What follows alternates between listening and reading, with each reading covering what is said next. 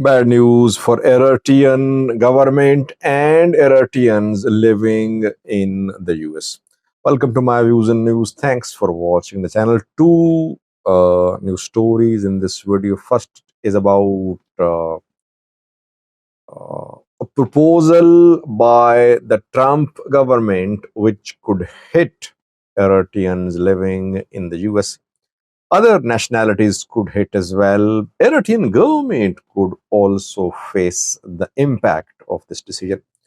Second story is about an attack in the Oromia region last night. Hand grenades were thrown in a major city in the Oromia region.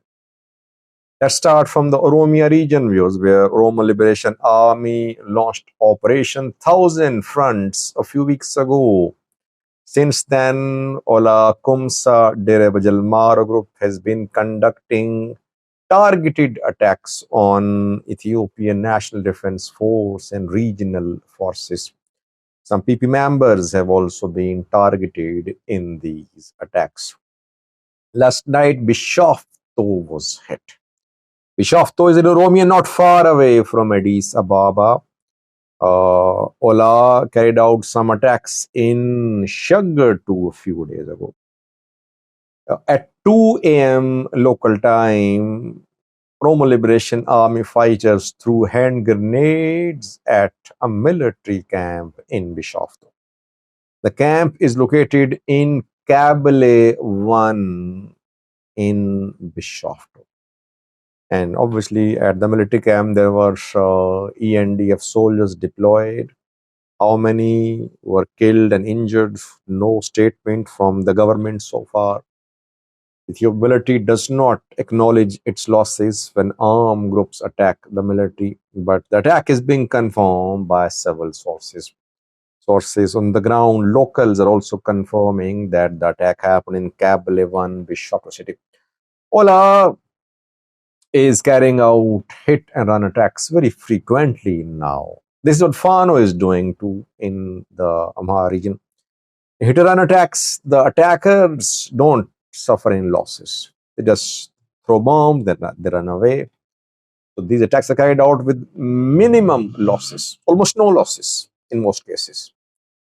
And the attacks definitely create an atmosphere of insecurity. And these attacks are being used to break the morale of the Ethiopian government forces. And the aim is to keep them in a position of insecurity.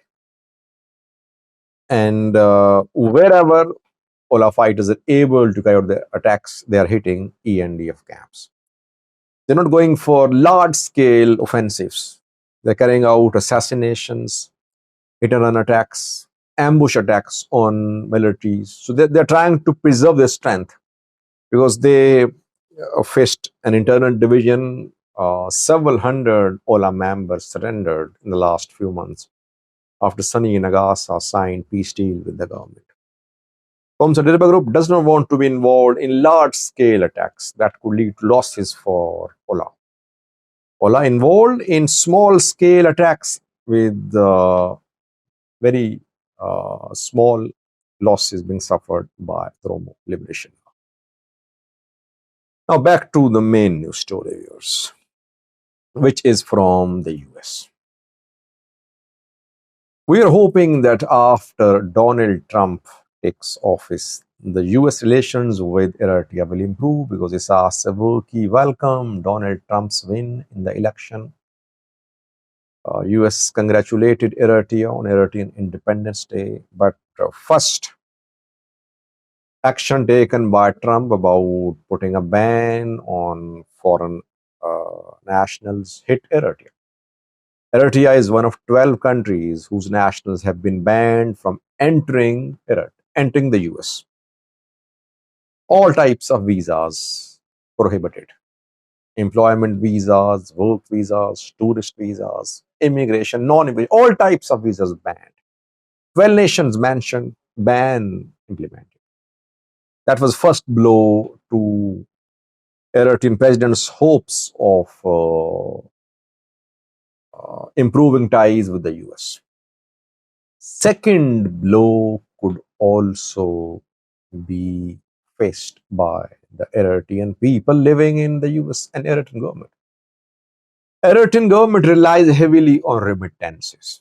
Though the government does not admit, but everyone knows that Isaswi government relies heavily on the remittances sent by Eritreans living in Europe, in America, the USA, and Canada. And secondly, the Eritreans living abroad, they pay tax, 2%, mandatory tax, diaspora tax.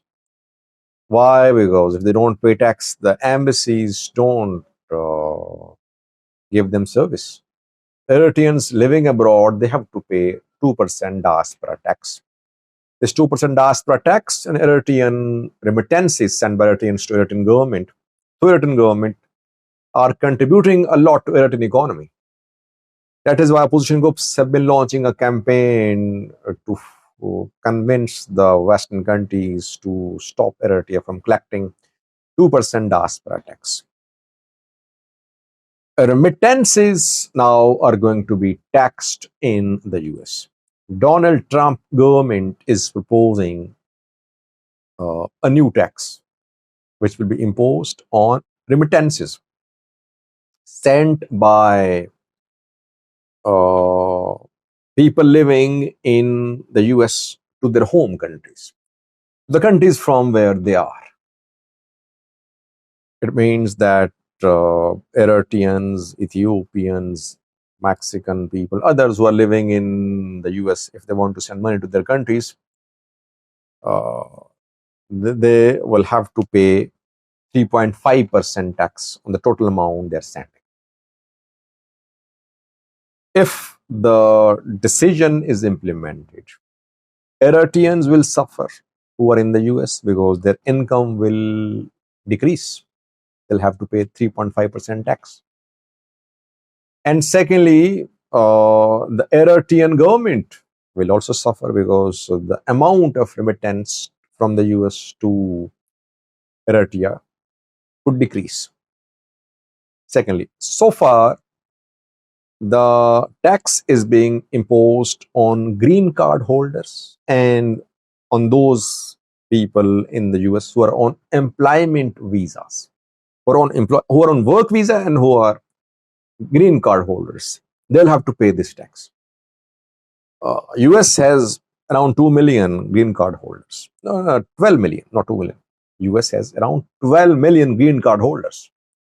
How many are from Eritrea? How many are from Ethiopia? I don't know, but there could be thousands, tens of thousands rather. These tens of thousands of Eritreans, Ethiopians, others, they'll have to pay now 3.5% tax when they send remittances to their countries. Those green card holders who have gone through the process and become citizens, what about them? So far, the remittance tax is not being imposed on citizens. If citizens who are basically from Eritrea, from Ethiopia, from Africa, from Asia, if they're also going to be taxed, that could be another blow to the governments which receive remittances from the US. So far, the bill is restricted to green card holders and those on work visa, reportedly. So the Eritrean government's hopes of improving ties with the US are going nowhere so far. Eritreans in the US, they are going to be in trouble. Why? Because their family members cannot visit them. If someone from Eritrea wants to visit his brother, his sister, his mother in the US, it's not possible now. Why? Because all visas banned. No one from Eritrea is going to be allowed to enter the US. Income of the Eritreans in the US is going to be cut as well. So there are very dim hopes, by the way, that Eritrea will be able to form any strategic ties with the US. Let's see what happens. Thanks for watching.